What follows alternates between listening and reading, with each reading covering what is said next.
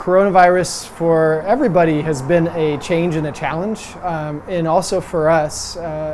Luckily, we have a staff that is really adaptable because we're used to changing things, and so really we were the earliest to adopt social distancing as far as the shelters go. So on March 13th, we social distanced all of our shelters. We shut down our rotational program and then split our open door shelter, which was 60 people, into two locations.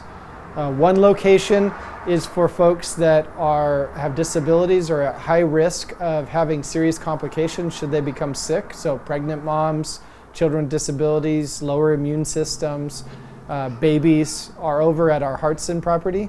And then at our Mission property is the remainder, so about 45 people still here.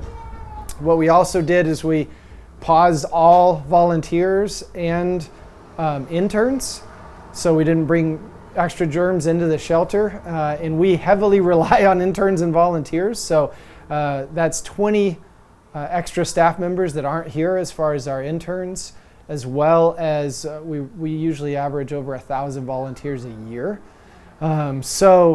Our staff has been spread super thin, now operating two different 24/7 shelters instead of just one, but we've been making it. So basically everybody is working some type of shelter shift at some point, or has worked one at some point, with the exception of our accountant and our office manager. So everybody else has been in and around the shelters working shifts, even if that's not their job title. The other things that we've done is we created isolation spots. And so there's two apartments that were loaned to us by Naomi.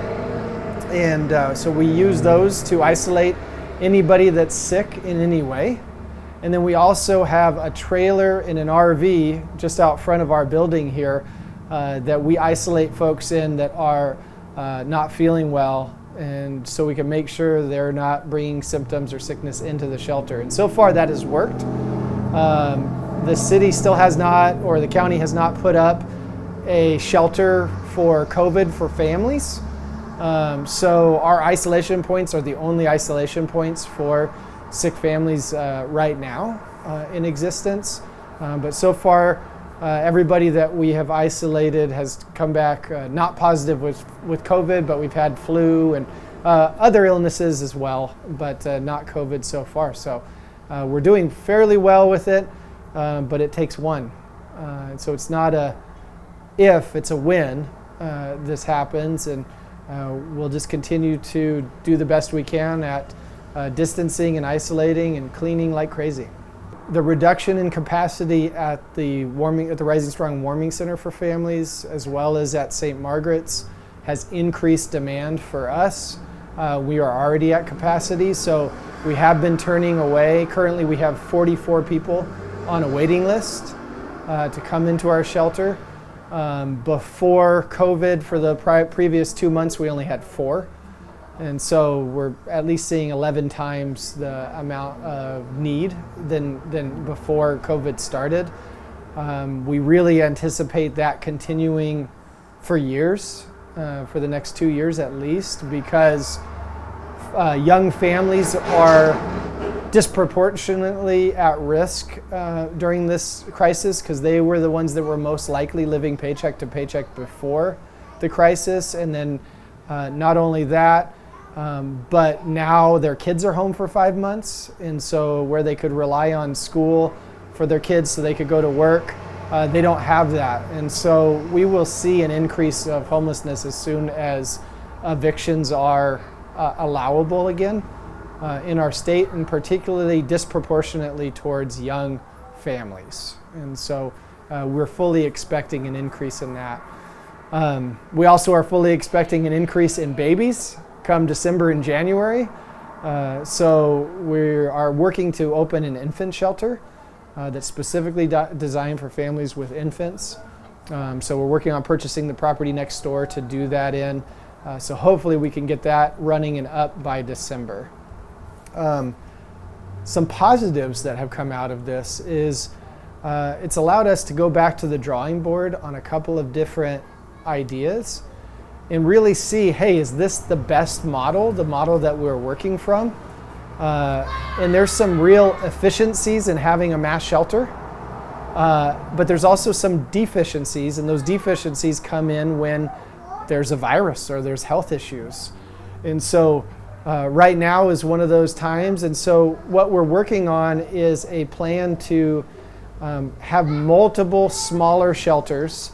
We'll still have the mass shelter, but have multiple smaller shelters throughout the county that we can house up to 12 people in at a time, so 3 to 4 families at a time, in many different locations, so that we will add capacity that way moving forward, as well as using the mass shelter as more of a triage to then send folks out to the right fit for them in the further out communities. I've been worried about something like this, some type of viral thing happening within our shelters for a while now, and even was mentioning it, sending emails last year about what happens if we're in this situation. So the advantage of that was we were already thinking this way, at least for Family Promise, which allowed us to move quickly on things. But I think moving forward, we definitely need a real clear community plan. If there's a second wave of illness, it's looking like we're at least 12 months, if not 18 months, before there's a vaccine and other things like that. And so even if the economy opens back up, this is not over for us. And so resources set aside for when something happens in one of our shelters is something that we really need as far as a community, but also a plan that is not being put together when we're in crisis, but being put together now that we seem like we're going to have a little bit of a breather here. Let's put a plan together to move forward.